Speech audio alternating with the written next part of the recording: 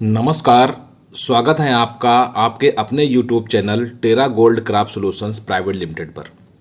मैं अपने YouTube channel के माध्यम से हमेशा कोशिश करता हूं कि किसान भाइयों तक सटीक और सही जानकारी मिले। इसके साथ साथ जो कृषि के छात्र हैं, चाहे वो BSc के हों या MSc के हों, उनके भी ये काम आ सके। तो आज जिस टॉपिक पर हम बात करने वाले हैं वो फसलों के लिए जो जरूरी पोषक तत्व हैं उन पर चर्चा करेंगे। आगे बढ़ने से पहले अगर आप लोगों ने हमारे YouTube channel Terra Gold crop solutions private limited को सब्सक्राइब नहीं किया है तो तुरंत सब्सक्राइब कर लें और बेल आइकॉन को प्रेस करें ताकि हमारे लेटेस्ट अपडेट आप लोगों तक मिलते रहें और आप लोग उससे जानकारी प्राप्त करते रहें। किसान भाइयों, जो हमारी फसल होती है वो खेत से जितने भी पोषक तत्व होते हैं या मिनरल्स होते हैं उनको ग्रहण करती है।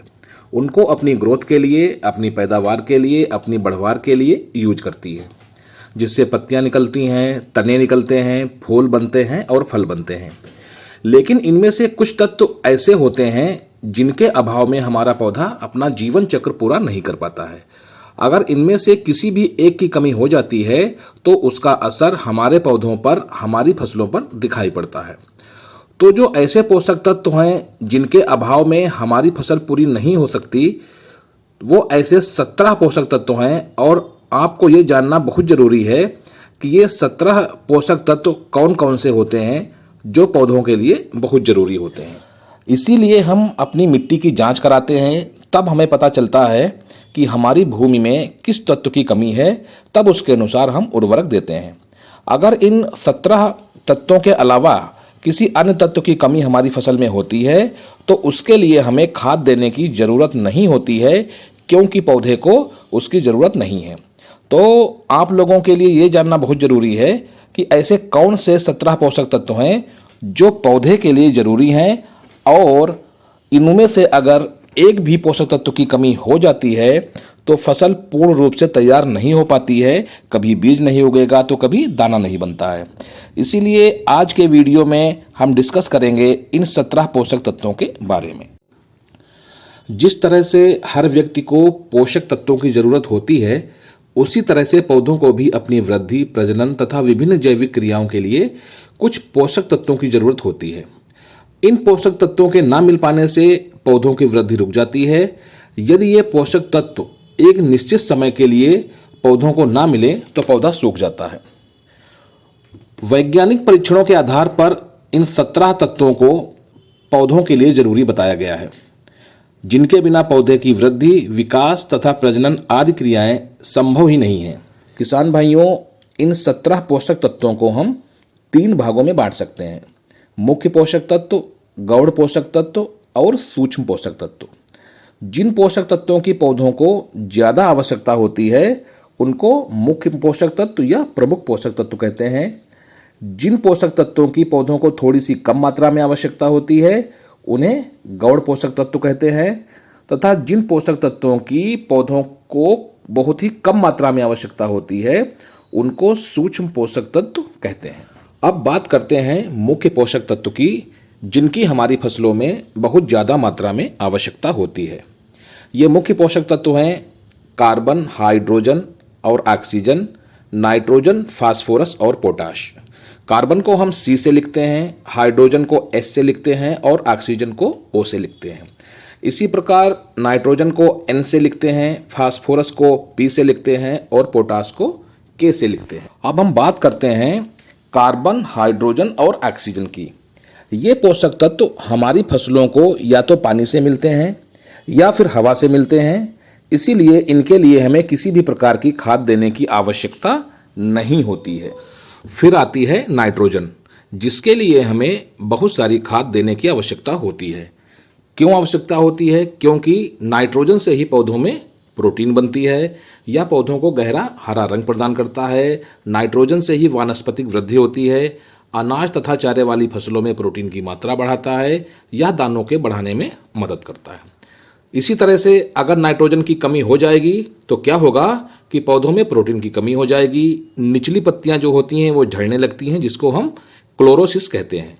पौधों की बढ़वार रुक जाती है, पौधा बौना दिखाई पड़ता है और फसल जल्दी पक जाती है। फिर आता है फास्फोरस। इसकी भी बहुत ज़्यादा ज़रूरत पौधों को होती है, क्योंकि फास्फोरस की उपस्थिति में ही कोशिका का विभाजन जल्दी होता है। यह न्यूक्लिक एसिड, फास्फोलिपिड और फाइटिन के निर्माण में सहायक होता है। यह प्रकाश संश्लेषण के निर्माण में सहायक होता है। फास्फोरस मिलने से पौधों में बीज स्वस्थ पैदा होता है तथा बीजों का भार बढ़ता है। पौधों में रोग व कीट प्रतिरोधक क्षमता बढ़ती है। फास्फोरस के प्रयोग से जड़ें तेजी से विकसित होती हैं, मजबूत होती हैं, जिससे पौधों में खड़े रहने की क्षमता डेवलप होती है। इसी प्रकार अगर फास्फोरस की कमी हो जाती है हमारे पौधों में या फसलों में, तो होता क्या है कि पौधे छोटे रह जाते हैं। पत्तियों का रंग हल्का बैंगनी या भूरा हो जाता है। दाल वाली फसलों में पत्तियां नीले रंग की हो जाती हैं। पौधों की जड़ें कमज़ोर हो जाती हैं और कभी कभी सूख भी जाती हैं। इसकी कमी से आलू की पत्तियां प्याले के आकार की, दलहनी फसलों की पत्तियां नीले रंग की तथा चौड़ी पत्ती वाले पौधों में पत्तियों का आकार छोटा रह जाता है। फिर आता है पोटास या पोटेशियम। इसकी भी आवश्यकता हमारे पौधों को ज़्यादा मात्रा में होती है। पोटेशियम का मुख्य कार्य क्या होता है कि ये जड़ों को मजबूत बनाता है और उनको सूखने से बचाता है। पौधों में प्रोटीन के निर्माण में सहायक होता है।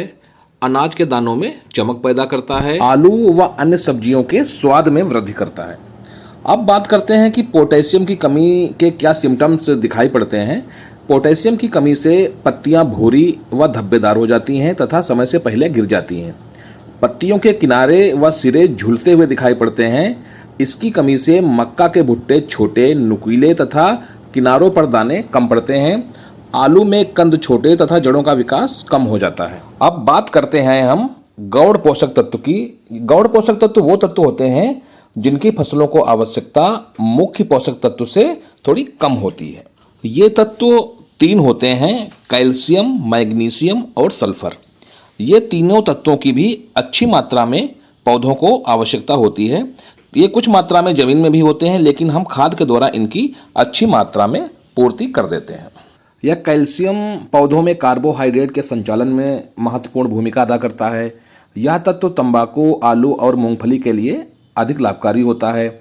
इसी तरह मैग्नीशियम क्लोरोफिल का अनिवार्य अंग है। इसकी वजह से पौधा हरा भरा बना रहता है।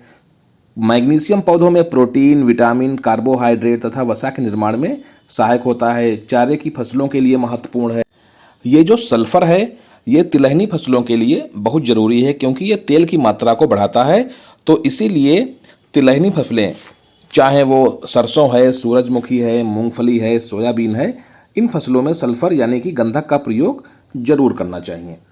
अब हम बात करते हैं सूक्ष्म पोषक तत्वों की, जिनकी ज़रूरत हमें कह सकते हैं कि हमारी फसलों को कम मात्रा में होती है। इन सूक्ष्म पोषक तत्वों को बहुत ही सावधानी के साथ हमें हमारी फसलों में प्रयोग करना चाहिए, क्योंकि अगर इनकी डोज ज़रूरत से ज़्यादा हो जाती है तो ये फसलों के लिए जहर बन जाते हैं, पौधे को जला देते हैं, उन्हें ख़त्म कर देते हैं। और अगर इनकी कमी रह जाती है तो फसलों की ग्रोथ या बढ़वार अच्छी तरह से नहीं हो पाती, अच्छी तरह से पौधा विकसित नहीं हो पाता, जिससे उत्पादन में काफ़ी फर्क पड़ जाता है। तो सही तो यह रहता है कि पहले हमें अपनी मिट्टी की जांच करा लेनी चाहिए, फिर इनका प्रयोग करना चाहिए। ये जो सूक्ष्म पोषक तत्व होते हैं, इनमें लोहा आता है जिसे हम आयरन भी बोलते हैं या फेरस भी बोलते हैं, और तांबा आता है जिसे कॉपर बोलते हैं, जस्ता जिंक होता है, मैग्नीज होता है, बोरोन होता है, मोलिब्डेनम होता है, क्लोरीन होता है और निकिल होता है। इनमें जो क्लोरीन होता है वो क्लोरीन पानी में बहुत होता है, इसीलिए इसका प्रयोग अलग से हम नहीं करते। मोलिब्डेनम भी जमीन में प्रचुर मात्रा में पाया जाता है, इसीलिए इसका प्रयोग हम अलग से नहीं करते हैं। इसी प्रकार निकिल भी अलग से प्रयोग नहीं करते हैं, क्योंकि यह जमीन में पर्याप्त मात्रा में पाया जाता है। अब अगर हम कहें कि कौन सा पोषक तत्व सबसे ज़्यादा जरूरी है, सबसे ज़्यादा इम्पोर्टेंट है, कौन सबसे ज़्यादा महत्वपूर्ण है, तो सभी के सभी महत्वपूर्ण हैं। इनमें से किसी भी एक पोषक तत्व की कमी होने पर पौधा अपना जीवन चक्र सही से पूर्ण नहीं कर पाएगा। तो सभी के सभी अपनी जगह पे महत्वपूर्ण हैं। बस फर्क इतना है कि जो प्रमुख पोषक तत्व हैं या मुख्य पोषक तत्व हैं उनकी ज़्यादा मात्रा में आवश्यकता होती है, और जो गौण पोषक तत्व या सूक्ष्म पोषक तत्व होते हैं उनकी हमें कुछ कम मात्रा में आवश्यकता होती है, लेकिन इम्पोर्टेंस सभी का बराबर है। ये जानकारी आपको कैसी लगी हमें कमेंट बॉक्स में ज़रूर बताएं। साथ ही साथ ज़्यादा से ज़्यादा इस वीडियो को लाइक करें, शेयर करें और अभी तक अगर आपने हमारे channel Terra Gold craft solutions private limited को सब्सक्राइब नहीं किया है तो प्लीज़ इसे जल्द से जल्द सब्सक्राइब कर लें। Thank you.